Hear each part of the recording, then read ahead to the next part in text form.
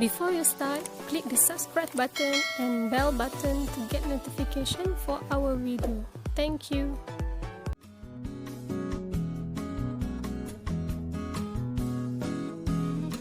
Ada orang tu sampai murung sebab dia rasa semua benda tak selesai satu hari. Betul tak?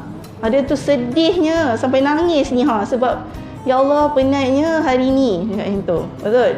Okey, so tu tentang masa lah, betapa banyaknya perkara perlu diselesaikan dalam satu hari. Jadi kita kaitkan balik dengan teori relativiti masa. Apa relatif masa? Apa relatif tu? Masa adalah satu yang kenyal yang boleh dikembangkan dan dikuncukan. Jadi guys, siapa yang mengatur dan mengawal pengembangan dan penguncupan masa tu sebenarnya? Tentulah Allah. Kan? Jadi yang kita kangkabut dan serabut tu sebab kita rasa kita yang uruskan masa tu.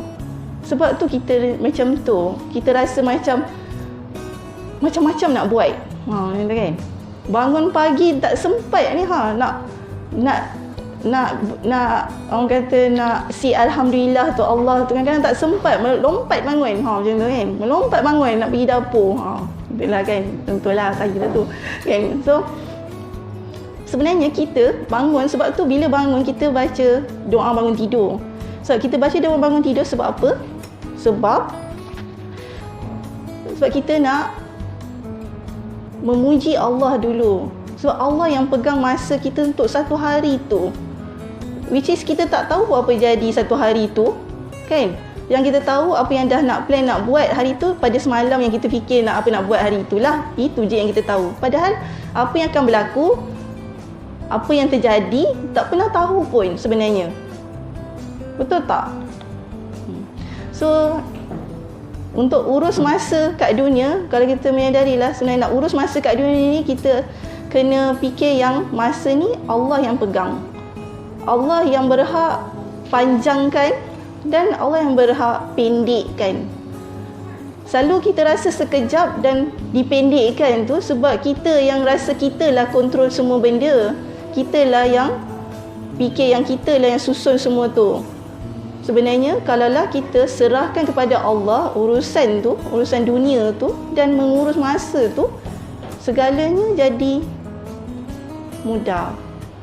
Okey, kalau boleh cuba, dan saya cakap ni cuba sebab saya pernah cuba juga dan saya pernah sebenarnya saya mengumpul bukti-bukti jugalah di sisi seperti sisi lah. Saya pernah juga ajar pada orang lain juga dan orang lain tu pun memberi tahu feedback yang sama lah. Dia kata bila dia punya tips dia lah, pagi kena bangun tu zikir, maksudnya memuji Allah dulu, alhamdulillah, dan kita kena sebut apa dia yang nak kita settlekan hari tu pada pagi-pagi.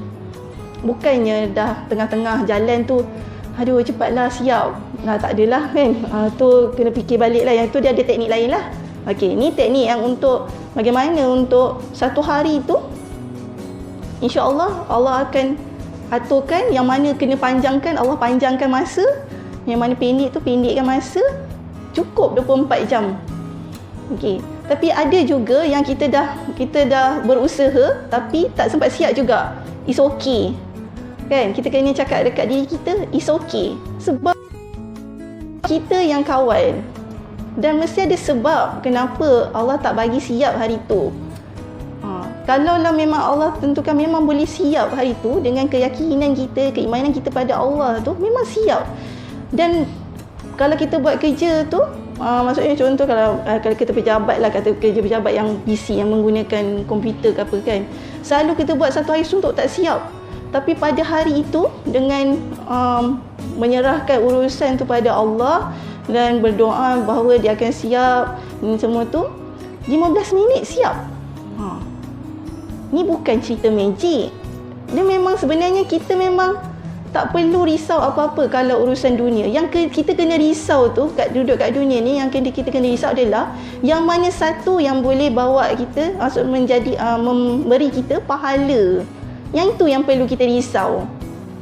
Kan? Maknanya kalau kita pergi bekerja, bagaimana bekerja ini boleh memberi pahala?